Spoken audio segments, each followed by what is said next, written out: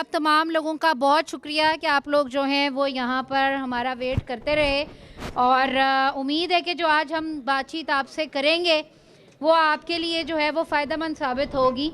आपके या फिर आपके जो रिश्तेदार हैं, दोस्त हैं, जानने वाले हैं, क्योंकि पाकिस्तान से एक बहुत बड़ा नंबर है, बहुत बड़ी तादाद है जो कि बाहर हिजरत करती है, बाहर के मुल्कों में जाती है अपने बेहतर मुस्तकबिल के लिए, तालीम के लिए, रोज़गार के लिए, लेकिन उनके पास जो है वो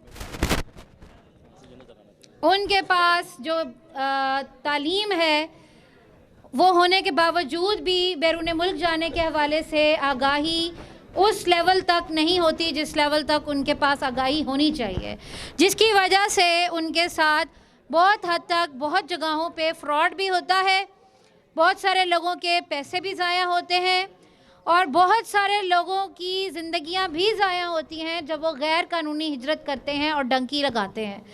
तो इसलिए हमारा यहाँ पर आना और आपसे बात करना बहुत ज़्यादा ज़रूरी था। मैं अपने इदारे का तारुफ़, खामोशी कर लें ज़रा प्लीज़, थोड़ी सी खामोशी कर लें। मैं थोड़ा सा अपने इदारे का तारुफ़ आपके साथ जो है वो आपको करवाती चलूँ। मेरे इदारे का नाम है माइग्रेंट रिसोर्स सेंटर। उर्दू में इसको कहते हैं बैरून मुल्क जाने वाले अफराद की रहनुमाई का मरकज़।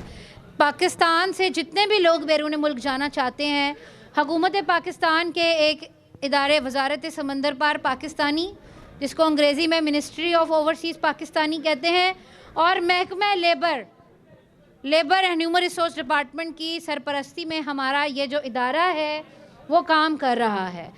इस इदारे को बनाया गया 2016 में। 2016 में हमारे 2 सेंटर्स बनाए गए, एक लाहौर में और एक इस्लामाबाद में।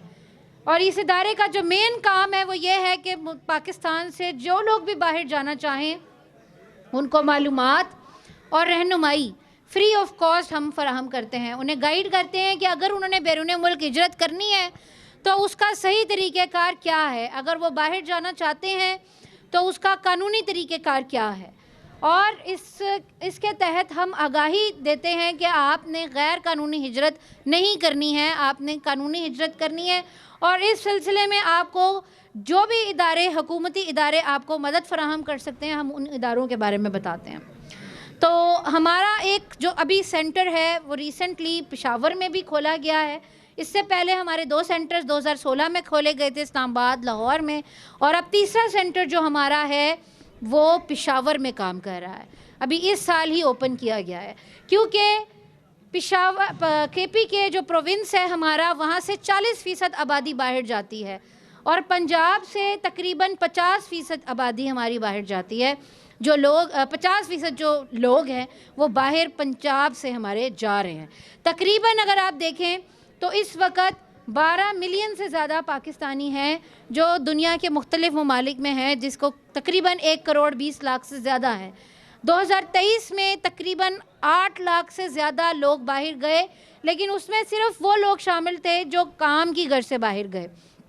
इसमें स्टडी वीज़ा पे जो जाते हैं, इसमें जो विज़िट वीज़ा पे जाते हैं, इसमें जो नेशनैलिटी के लिए लोग जाते हैं और जो इल्लीगल जाते हैं वो इसमें शामिल नहीं हैं।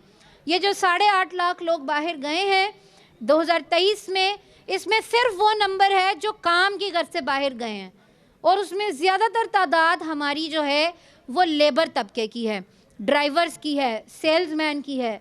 डॉक्टर और इंजीनियर जो हैं वो 0.something% उनकी गई है, 0.98% वो उनकी बाहर गई है।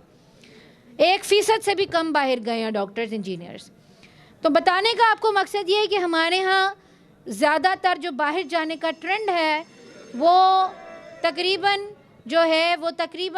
जो है लो स्किल और हुनरमंद कैटेगरी का है।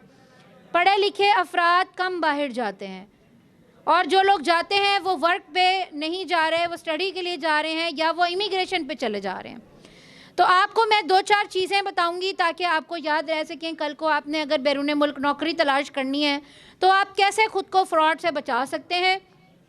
आपको ये बातें गौर से सुनने की ज़रूरत है, क्योंकि ये आपके काम आएंगी। मैं आपको थोड़ा सा बता दूं कि हुकूमत पाकिस्तान ने एक सिस्टम बनाया है जिसके तहत ये बहुत ज़रूरी है कि आपकी ये जो बैरून मुल्क का जो एक इदारा है उसका नाम है bureau of immigration overseas employment, ये एक वाहिद, ये खामोशी कर लें प्लीज़, देख लें आप लोग। मैं पूरी कोशिश कर रही हूँ कि मेरे यहाँ आने का मकसद फ़ेल ना हो, तो प्लीज़ आप लोग भी पूरा ताउन करें। मेरी गुजारिश है कि हम 5 या 10 मिनट में मेरी बातें मुकम्मल नहीं हो सकती, वो बहुत अहम है, लेकिन मैं पूरी कोशिश कर रही हूँ कि आप लोगों की, क्योंकि छुट्टी है और सीखने की खातिर आप लोग नहीं बैठ सकते 15-20 मिनट एक्स्ट्रा, तो मैं पूरी कोशिश करूँगी। तो प्लीज़ 15 मिनट मैं चाहूँगी कि मैं सिर्फ बोल लूँ, आप लोग मेरा टाइम वेस्ट ना करें, सिर्फ ये बुलवा के खामोशी कर लें, तो ख़ुद ही ताउन कर लें प्लीज़।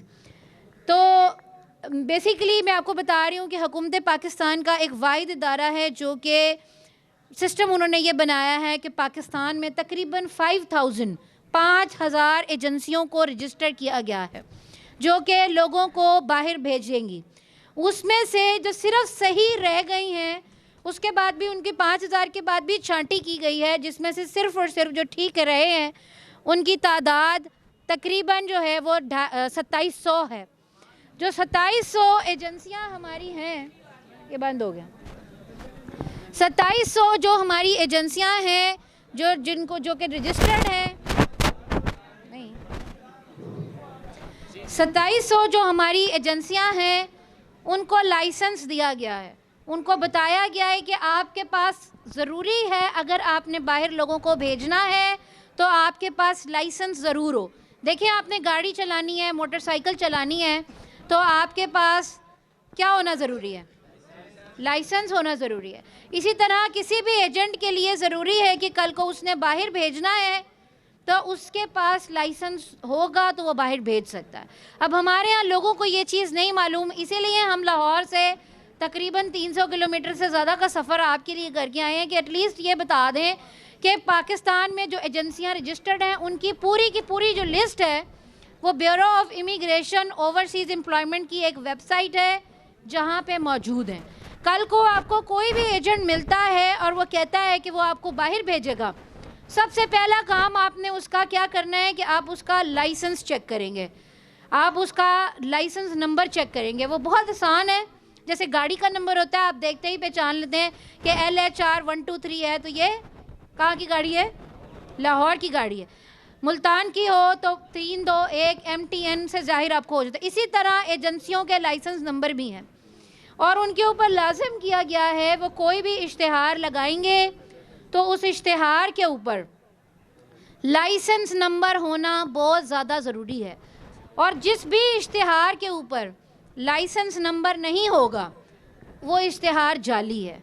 आपको बैरून मुल्क जाने के हवाले से कोई भी इश्तिहार मिलता है और उसके ऊपर कितनी ही कोई खूबसूरत तस्वीर लगी हुई है, कितनी ही लंबी चौड़ी सिफरों वाली तनख्वाह लिखी हुई है, आपने उस पर यकीन नहीं करना उस पर अगर लाइसेंस नंबर नहीं है।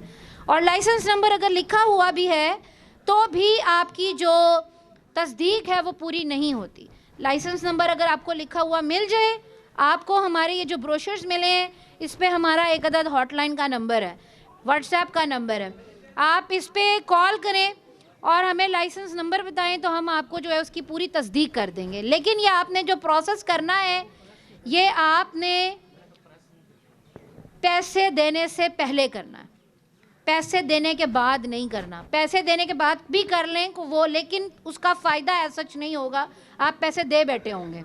अगर पता लगाना होगा कि फ़्रॉड है या सही है और पैसे दे दिए तो पता तो आपको लग जाएगा कि ये मेरे साथ फ़्रॉड हो गया है, लेकिन पैसे मिलेंगे या नहीं मिलेंगे ये कोई पता नहीं है। तो लिहाजा जो बैरून मुल्क जाने का ये जो प्रोसेस है, इसमें जैसे ही आपको पता चले कि ये एजेंट मुझे बाहर भेजेगा, सबसे पहला काम उसका लाइसेंस चेक करें।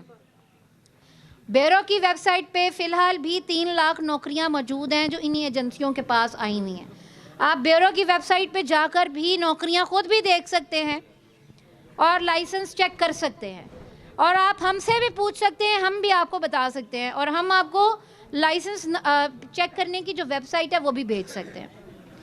मैंने इसी तरह एक सेशन किया था एक इदारे में, तो एक बच्ची ने बाद में हमसे कांटेक्ट किया और उसने कहा कि मेरे वालिद साहब जनूबी कोरिया गए हैं और उनको पुलिस ने पकड़ लिया है। जब हमने सारी चीज़ें चेक की तो पता चला वो विज़िट वीज़ा पे बाहर गए हुए थे और काम करते करते हुए पकड़े गए। और फ्रॉड उनके साथ कहाँ पे हुआ था कि उन्होंने जो विज़िट वीज़ा की असली फ़ीस है वो है 7,500 रुपये। साउथ कोरिया के जो ओरिजिनल फ़ीस है, जनूबी कोरिया के जो विज़िट वीज़ा है उसकी 7,500 रुपये एक्चुअल फ़ीस है। उन्होंने एजेंट को क्या दिए, 15 लाख रुपए। और 15 लाख रुपए दे के एजेंट को वो साउथ कोरिया चले गए थे। वहाँ पे क्योंकि गैर कानूनी है विज़िट वीज़ा पे काम करना, तो वो पकड़े गए, गिरफ्तार हुए, घर वापस आ गए। तो आपको मैं ये बताना चाहूँगी कि विज़िट वीज़ा की हो या वर्क वीज़ा हो या स्टडी वीज़ा हो, कोई भी दुनिया का वीज़ा है, उसकी जो फ़ीसेस होती हैं वो चंद 3-4 हज़ार पाकिस्तानी रुपयों से शुरू होती हैं और तकरीबन 70-80 हज़ार रुपये से ज़्यादा का वीज़ा की फ़ीस आपके नहीं होती। लेकिन यहाँ पर एजेंट ने मशहूर किया हुआ है कि 15 लाख का वीज़ा और 20 लाख का वीज़ा और 55 लाख का वीज़ा। तो यहाँ आपको मैंने ये जो बताई है बात, उसका मकसद भी ये है कि उन्होंने उस वक़्त 7,500 पाकिस्तानी रुपए देने के बजाय 15 लाख रुपए दिए थे। और आजकल भी साउथ कोरिया का जो विज़िट वीज़ा है उसकी जो कीमत है, जो फ़ीस है, वो 12,000 रुपये है। लेकिन यहाँ पे लोगों से पैसे बहुत ज़्यादा ले लिए जाते हैं। तो आप कैसे चेक करेंगे वीज़ा की फ़ीस? मैं आपको क्विकली बता रही हूँ। हर मुल्क की अपनी एम्बेसी की एक वेबसाइट होती है जहाँ पर वीज़ा की फ़ीसें मेंशन होती हैं। तो आपने ये करना है कि जो वीज़ा की फ़ीस है वो एम्बेसी की वेबसाइट पे जाकर चेक करनी है कि मैं विज़िट वीज़ा पे जा रहा हूँ तो मेरी फ़ीस कितनी होगी। आपको अमेरिका के वीज़े की फ़ीस में बताऊँ तो वो डॉलर्स में है, लेकिन उसको कन्वर्ट करें पाकिस्तानी रुपयों में तो 55,000 रुपये बनती है। और यहाँ पे कनाडा के बारे में मशहूर है कि जी 1 करोड़ का वीज़ा और इतने का वीज़ा, और लोगों को लूट रहे हैं और लोगों से पैसे ले रहे हैं और उसके बाद गायब हो जाते हैं। तो आपको बताने का मकसद भी ये है, सबसे पहले लाइसेंस नंबर चेक करें और वीज़ा की फ़ीसेस अपनी वेबसाइटों से चेक करें, या आप हमसे पूछ लें तो हम आपको जो है वो सारी की सारी तफसीलात जो है वो बता देंगे। तीसरी एक और वेबसाइट अपने पास नोट करके रखें, वो है आपकी ओवरसीज़ एम्प्लॉयमेंट कॉरपोरेशन की वेबसाइट, OEC की वेबसाइट है, जिसको आपने OEC की हमारी एक वेबसाइट है जिसको आपने ज़रूर विज़िट करना है। इसके ऊपर जनूबी कोरिया, जापान, कुवैत और दीगर मिडल ईस्ट जो कंट्रीज़ हैं, जिसमें सऊदीया है, UAE है, कतर, कुवैत, ओमान, बहरीन, इन ममालिक की नौकरियां आती हैं। तो OEC एक वाहिद इदारा है जो लोगों को उन ममालिक में भेजता है जिनके साथ मुआहदा हुआ है। तो प्रॉपर लीगल प्रोसेस मौजूद है। अनस्किल्ड लेबर वर्कर से लगा के हुनरमंद अफराद तक और पढ़े लिखे अफराद तक तमाम लोगों के लिए नौकरियां भी मौजूद हैं, तरीक़ेकार भी मौजूद हैं। उसके बावजूद लोग शऊर ना होने की वजह से गैर कानूनी हिजरत अपनाते हैं और इसका फ़ायदा एजेंट उठाते हैं, और उससे लाखों रुपए लोगों के नुकसान में जाते हैं और ज़िंदगियां भी ज़ाया होती हैं। जैसे लास्ट ईयर 2023 14 जून को लीबिया में हमारा एक कश्ती डूबी जिसके अंदर 700 लोग सवार थे, 350 पाकिस्तानी सवार थे और उनकी डेथ हो गई। और उन लोगों ने कोई फ्री में सैर करने के लिए लीबिया का सफ़र नहीं इख्तियार किया था, वो लोग 8-8 हज़ार डॉलर दे के गए थे। अखबारी ख़बरें हैं, आप पढ़ ले जाके। एक शख्स ने 8,000 डॉलर्स पे किए हुए, जो कि बनते हैं तकरीबन 25 से 30 लाख रुपए। ठीक है, वो इतने पैसे देकर बैरून मुल्क उन्होंने हिजरत की है और क्या हासिल किया? मौत हासिल की। और हर साल पाकिस्तानी इसी तरह डंकी लगाकर बाहर जा रहे हैं, जिनको हमने रोकना है, जिनको आपने रोकना है। आज आपने ये सेशन लिया है, बताएं लोगों को कि जी हुकूमती इदारे मौजूद हैं जो उनको हेल्प कर सकते हैं, मदद कर सकते हैं, बाहर जाने के हवाले से रहनुमाई फराहम कर सकते हैं।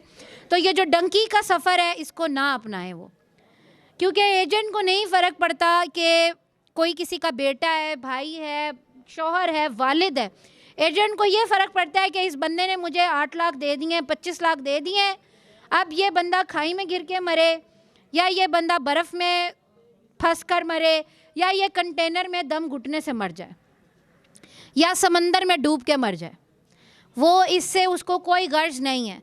और आप लोगों से ये बात करने का मकसद इसलिए था, बहुत सारे बच्चे इस उम्र में बड़े नॉन सीरियस होते हैं, लेकिन इस उम्र में इसलिए आप तक पहुंच रहे हैं क्योंकि आजकल 9 साल का बच्चा भी डंकी लगा रहा है, 14 साल का बच्चा भी डंकी लगा रहा है। तो उसको हम आगाही से रोक सकते हैं और इसी चीज़ से रोक सकते हैं कि जब आपके पास रास्ते मौजूद हैं तो उसके बावजूद अगर आप डंकी लगाएंगे, गैर कानूनी हिजरत करेंगे, तो आपके लिए बहुत सारे, आपकी ज़िंदगी भी जाएगी और आपके मुल्क का नाम भी ख़राब होगा। तकरीबन 4000 लोगों की पाकिस्तान से डेथ हुई है, पिछले साल का डेटा मौजूद है। और ये वो डेटा है जिनकी डेड बॉडीज़ मिल गई या जिनका कोई ना कोई सुराग पता चल गया। ऐसी बॉडीज़ जिनकी हड्डियाँ भी नहीं मिली या जिनको कोई जिनकी जो है वो डेड बॉडी का कोई एक नामो निशान भी नहीं रहा, ऐसे लोगों का डेटा भी मौजूद नहीं है। तो इसलिए ये आगाही देने की बहुत ज़्यादा ज़रूरत है। मैंने आपको हुकूमती इदारे ओईसी का भी बताया है, ब्यूरो ऑफ इमिग्रेशन का भी बताया है, और आजकल इन दोनों इदारों के बारे में हम आगाही बहुत ज़्यादा कर रहे हैं ताकि लोगों ने अगर माइग्रेट करना है तो इन दोनों इदारों के ज़रिए करें। और मालूमात चाहिए तो आप हमारे इदारे से मालूमात हासिल करें, फ्री ऑफ कॉस्ट जी। हमारी गाइडेंस है तीनों ऑफिसेज़ में। हमारे फ़ोन नंबर्स 9 to 5 मंडे से फ्राइडे काम करते हैं और यही मालूमात फ़राहम कर रहे हैं, लोगों को फ़्रॉड से बचा रहे हैं। हमारे पास लोग वीज़ा की वेरिफिकेशंस के लिए भेजते हैं, मुआहदे भेजते हैं, कॉन्ट्रैक्ट भेजते हैं, एजेंट्स की वेरिफिकेशन के लिए भेजते हैं, इश्तिहार भेजते हैं, और उसमें से मैं आपको बताऊँ 90% इश्तिहार फेक हैं। 90% जो चीज़ें हमारे साथ शेयर हो रही होती हैं वो जाली होती हैं। अभी रहीम यार खान में एक बंदे ने कोका कोला कंपनी का इश्तिहार बनाया और उस पर उन्होंने लिखा कि जी कनाडा में कोका कोला कंपनी में हायरिंग हो रही है, अपने पासपोर्ट भेजें, आप लोगों की से कोई पैसे नहीं लेंगे, सिर्फ 5000 रुपये लेंगे, वो भी शॉर्ट लिस्टिंग के बाद। लेकिन जी लोगों ने ना उस बंदे से कोई मिले, ना उसके पास गए, फ़ोन पे व्हाट्सएप पे उसने अपने फ़ोन नंबर में ही 200-300 लोगों को मैसेज कर दिए। उन 200-300 लोगों में से तकरीबन 50 लोगों ने उसको पैसे भेज दिए 5000 और अपना CV पासपोर्ट भी भेज दिया।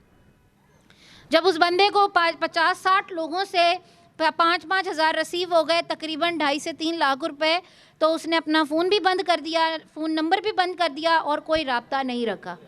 और लोगों के 2.5-3 तकरीबन 2 दिनों के अंदर उसने 2.5 लाख रुपए जो है वो कमाए और गायब हो गया। तो आपको मैंने जो बताया है, अगर वो शख्स जो 50 लोग थे, अगर वो पैसे भेजने से पहले एडवर्टिजमेंट या हमसे वेरीफाई करा लेते या ख़ुद उसके ऊपर लाइसेंस नंबर देख लेते और ब्यूरो की वेबसाइट से चेक कर लेते, तो वो उसको 1 रुपया भी ना भेजते और उसका ज़ाया ना होता। मैं तो इसको आजकल जो है ना, मैंने एक टर्म निकाली है, मैं इसको कहती हूँ ये डिजिटल चोरी हो रही है। पहले ज़माने में लोग जो हैं वो फिर भी बाहर चोरी करने के लिए, चोर भी जो है वो मेहनत करता था, निकलता था बाहर। अब चोर जो है वो डिजिटल चोरी कर रहा है, वो लोगों को मैसेजेस व्हाट्सएप पे कर रहा है कि जी इतने पैसे भेजो, मैं आपका प्रोसेस कराऊंगा, मैं आपका काम करूंगा। लोग पैसे भेज देते हैं। तो आपने जब भी कभी किसी एजेंट से कांटेक्ट करना है, इस चीज़ को मेक श्योर करें कि लाइसेंस नंबर चेक करें, उसके दफ्तर जाएं, उससे मिलें, उसका दफ्तर देखें और फिर तस्दीक मुकम्मल होने के बाद पैसों का लेन देन करें। और पैसों का लेन देन करने के लिए भी लीगल चैनल, बैंकिंग चैनल इस्तेमाल करें। हमारे यहाँ हम आंखें बंद करके किसी को भी पैसे पकड़ा देते हैं, कोई रिसीविंग नहीं लेते, कोई सबूत हमारे पास नहीं होता कि हमने एजेंट को पैसे दिए हैं। अगर कल को वो फ्रॉड निकला है या कोई आपको पैसे नहीं वापस कर रहा होता तो आपके पास कोई सबूत नहीं होता। 3 दिन पहले मेरे दफ्तर में जुमे को, पिछले हफ्ते जुमे को एक बच्चा आया, आप लोगों की एज का ही वो बच्चा था होगा तकरीबन। वो उसने आकर इतनी मोटी फ़ाइल मुझे दिखाई कि जी ये फ़ाइल मैंने जमा करानी है, मेरी तस्दीक कर दें। उसने बताया कि जी मैंने 2.5 लाख रुपए दे दिए मैं एजेंट को, और एजेंट ने कहा वो पोलैंड भेजेगा और 7 लाख रुपए मैंने टोटल देने हैं, 2.5 लाख दे दिया है, बाकी पैसे मैं वहाँ जाकर दूँगा। जब मैंने उनकी चीज़ें चेक की, सारी चीज़ें देखी, तो सब चीज़ें फेक थीं, सब चीज़ें जाली थीं। कॉन्ट्रैक्ट, मुआहदा, ऑफ़र लेटर, एवरीथिंग, जो हर चीज़ थी वो फेक थी। फिर जब मैंने उसको बताया कि ये फ़ेक है, आपने पहले क्यों नहीं तस्दीक की, तो उसने कहा मुझे पता ही नहीं था, मुझे तो बाद में आपके इदारे का पता चला है तो मैं आया हूँ, अदरवाइज़ शायद मैं मज़ीद उसको पैसे देता रहता। और यही उसने किया कि 2.5 लाख रुपए जो उसने दिए थे उसके साथ मेजर काम एजेंट ने क्या करवाया हुआ था, एजेंट एक तो रजिस्टर भी नहीं था, उसके पास लाइसेंस भी नहीं था, वो जाली काम कर रहा। दूसरा, उसने एक स्टाम्प पेपर उससे साइन करवाया हुआ था जिस पे उसने लिखवाया हुआ था उससे कि अगर तुम्हारा वीज़ा नहीं लगा तो पैसे रिफ़ंड नहीं होंगे। तो अब वो जो 2.5 लाख रुपए थे वो रिफ़ंड भी नहीं करवा सकता था। हमने उसको ये मशवरा दिया कि कंप्लेंट पे से पहले आपको चाहिए कि आप पैसे वापस ले लें उससे, लेकिन जब वो स्टाम्प पेपर देखा उस पर लिखा हुआ था कि वो पैसे रिफ़ंड किसी सूरत नहीं होंगे। तो एजेंट अपनी सारी, जो जाली एजेंट है वो अपनी कार्रवाई सारी पूरी करके रखता है। हर तरह से आप खुद फंसते हैं, सिर्फ किस लिए कि आप एतबार करते हैं, सिर्फ इसलिए कि आप मालूमात हासिल नहीं करते, सिर्फ इसलिए कि अभी मैं बोल रही हूँ और आपको मालूमात दे रही हूँ और बहुत सारे लोग इधर उधर की बातें कर रहे हैं, हंस रहे हैं या मजाक उड़ा रहे हैं कि पता नहीं कौन सी बीबी लाहौर से आ गई है। हालांकि मैं कोई काम की बात करने के लिए आई हूँ और मकसद सिर्फ ये है कि हम एक पैगाम पहुँचा सकें आप तक कि अगर किसी ने बैरून मुल्क जाना है तो वो लीगल माइग्रेशन करे, कानूनी हिजरत करे और अपनी ज़िंदगियों को ख़तरे में ना डालें। और जब भी बाहर जाएं लीगल प्रोसेस भी करें, उसमें भी हर कदम सोच समझ के रखें, उसमें आप हमसे हेल्प ले सकते हैं। अगर किसी का कोई सवाल है तो आप लोग मुझसे पूछ सकते हैं। कोई सवाल पूछें, सवाल पूछें, पूछना चाहिए सवाल। कोई यानी क्वेश्चन आपको इस मौजू पे बात करनी हो तो बताएं। कोई अपना तजर्बा शेयर करना चाहे कि किसी का कोई दोस्त या कोई रिश्तेदार कोई बाहर गया है, उसको कोई मसला हुआ या कोई भी बताना चाहे, जी बताइए। इधर आ जाएं आप, बेशक इधर आ जाएं।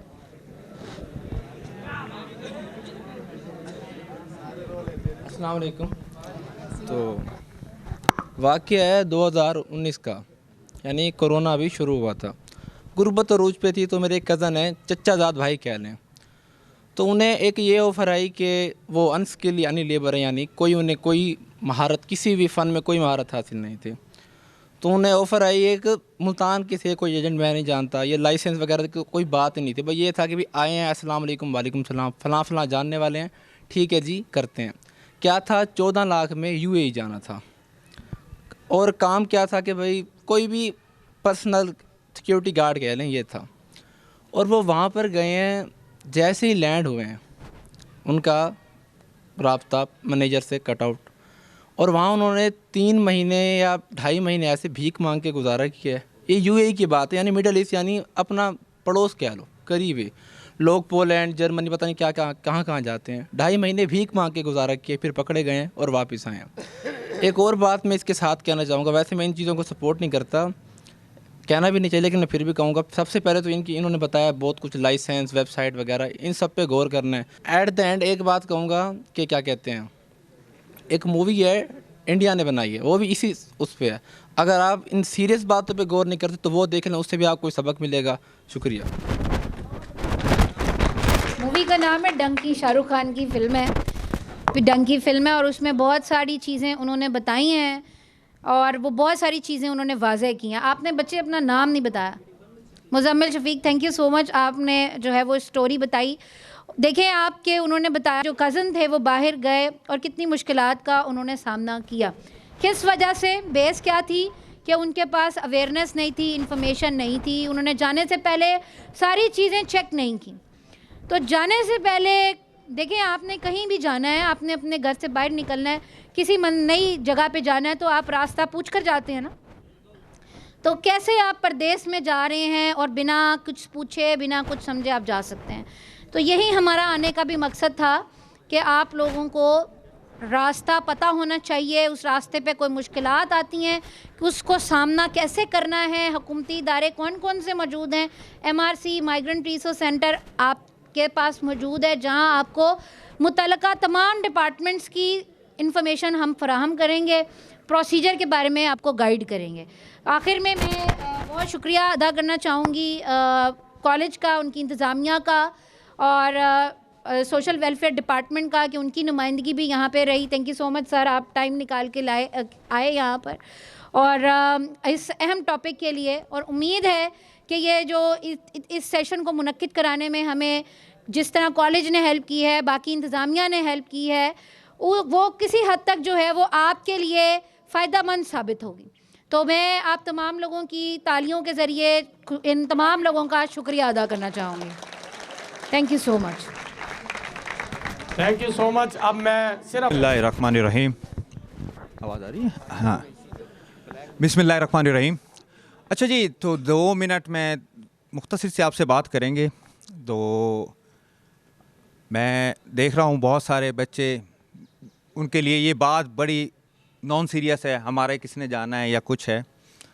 लेकिन बात पता है क्या है कि कोई बातें सुनी हुई, कोई समझी हुई, कहीं आपने सुनी हो ऐसे गुजरते हुए, वो बात आपके जहन में कहीं रह जाती है। कहीं पर ऐसा मौका आता है, आपने कोई डिसीजन लेना है तो फ़ौरन आया यार वो बात है, वो कोई बात क्लिक करते हो, पता नहीं वो आपको कितने नुकसान से बचा सकती है। आप यंगस्टर हैं, न्यू लोग हैं, इस चीज़ों के लिए जाते हैं। मैं आपको अपना थोड़ा सा 1-2 मिनट का एक पर्सनल एक्सपीरियंस बताऊं। मैं एक स्कॉलरशिप के ऊपर जर्मनी गया, तो मैंने ट्रैवल किया जर्मनी में म्यूनिख से लेके इटली तक का, तकरीबन वो 1000 किलोमीटर का सफ़र था। तो उस दौरान हमने वहाँ पर वो जो शेयरिंग कैब होती है ना, शेयरिंग जो टैक्सी होती है, तो वहाँ पर वो भी चलती, तो वो हमने एक्वायर की। तो उसमें मुख्तलिफ यानी कि 7-8 सीटर थी, उसमें मुख्तलिफ लोग बैठे हुए थे उसमें। तो जाते हुए मेरे साथ था वो एक बंदा था, वो बांग्लादेशी था।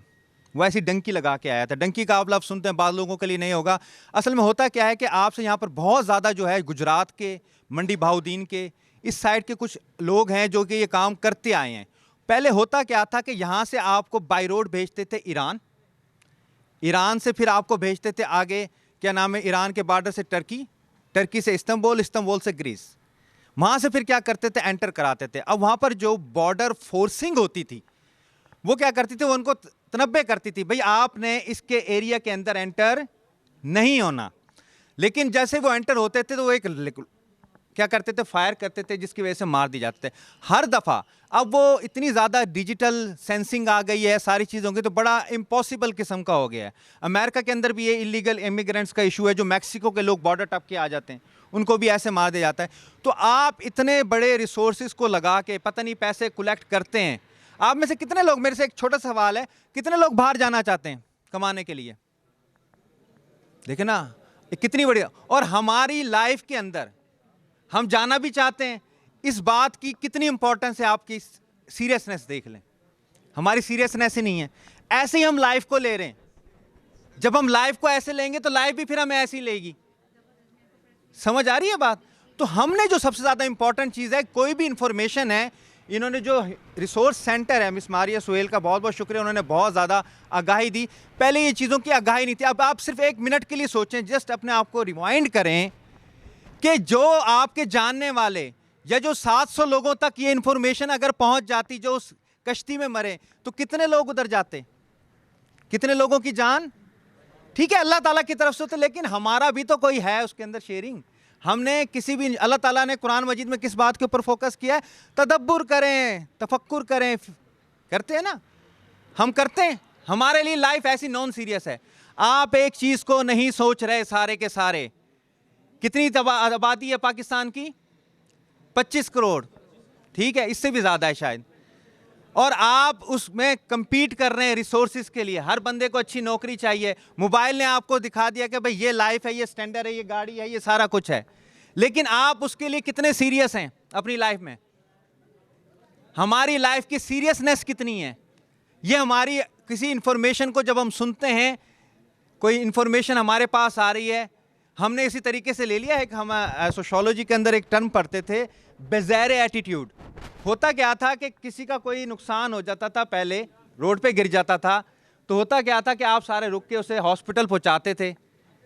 लेकिन वक्त के साथ साथ अब किसी को, आपको क्या होता है, छोड़ो यार कर लेंगे लोग, ऐसे नहीं है। जब हमारे पास हमारी सेंसेस के ऊपर, जहन के ऊपर इंफॉर्मेशन बम्बारमेंट हो रही है, तो हमारे लिए हर चीज़ ही गैर मान्य होती चली जा रही है। नॉलेज वो ख़त्म हो गया है। तो ये भी हम इसी इंफॉर्मेशन के तहत ले रहे हैं। इसको ऐसा खुदारा ना लें।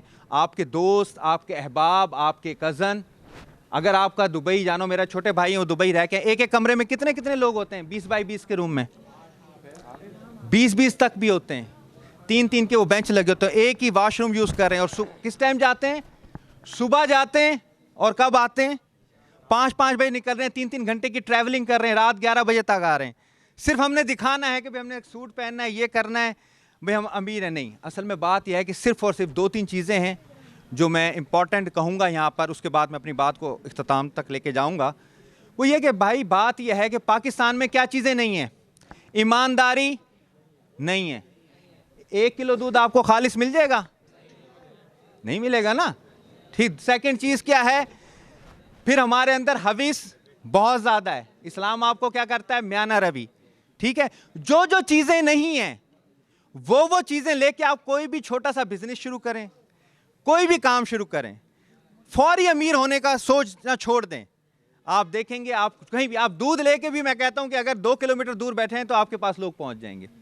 सही हो चीज़। हमने क्या कर लिया? शॉर्टकट। हम टिकटॉकर्स बन गए हैं, हम और चीज़ें हम कर रहे हैं। ये शॉर्ट वे कभी भी काम नहीं करता। It wouldn't work. तो इसलिए आप सबसे है कि जो भी कोई इंफॉर्मेशन हो, आप उस चीज़ के ऊपर डिसाइड करने से लिए आप अपनी लाइफ का पैसा कितना, हम सारी पैसा जमा करने में तो लगाते हैं यार, एजेंट को पैसे देने, लेकिन वो एजेंट सही है नहीं है उसकी इंफॉर्मेशन हासिल करने में मेहनत नहीं करते। ये इनका आना, लाहौर से आना, गवर्नमेंट का, इदारों का मकसद यही है कि आप लोग इस चीज़ को सीरियस लें। कोई भी स्टेप्स लेते हैं, आप इन चीज़ों को सीरियस लेते हुए आप अपनी लाइफ का डिसाइड करें, ताकि आपको बाद में परेशानी ना हो। बेशक वो मलेशिया जा रहे हैं, आप कहीं भी जा रहे हैं, यूएई जा रहे हैं, अब बहुत सारे, अब जैसे मैम ने बताया, ब्यूरो ऑफ इमिग्रेशन की साइट है, वहाँ पर जितने भी हैं वो रजिस्टर्ड किस्म की नौकरियाँ आ रही होती हैं, आप वहाँ पर अप्लाई करें। और बाकी है कि आप अपने जहन का इस्तेमाल करें। हम लोगों ने अपने जहनों का इस्तेमाल करना छोड़ दिया है। हमें पता लगा कि 0 मीटर जो चीज़ होती है उसकी अहमियत ज़्यादा होती है, और हमने जब से अपने दिमागों को क्या रख रखा है? 0 मीटर। हम उसे चलाने की कोशिश नहीं करते। यही मसाइल हैं हमारे, परेशानियाँ। हम एक दुकान खोल रहे हैं, दूसरा भी वही चीज़ की दुकान खोलेगा, उसका भी काम ना चले, हमारा भी ना चले। ये हमारी सोच है, ये कंपटीशंस हैं। इनसे निकलें, एक दूसरे को, पॉजिटिव चीज़ों को लें, इंफॉर्मेशन को सीरियसली सोचें। अब जो चीज़ें बताई हैं आपने, एक छोटा सा काम करना है। मोबाइल्स कितने लोगों के पास है? डिजिटल मोबाइल्स, हाथ खड़ा करें। ये जो साइट्स बताई हैं आपने, इनको जाके जस्ट आज लाजमी तौर पर इसको क्या करना है? सर्च करना है, उस पर कौन कौन सी इंफॉर्मेशन है। या आपका जो आज का सर्च किया हुआ चीज़ें हैं ना, ये मे भी आपकी फैमिली के किसी मेंबर के काम आ सकती हैं, और कोई भी इस किस्म की इंफॉर्मेशन हो, उससे पहले आप उसकी तस्दीक करें। बहुत बहुत शुक्रिया आपका।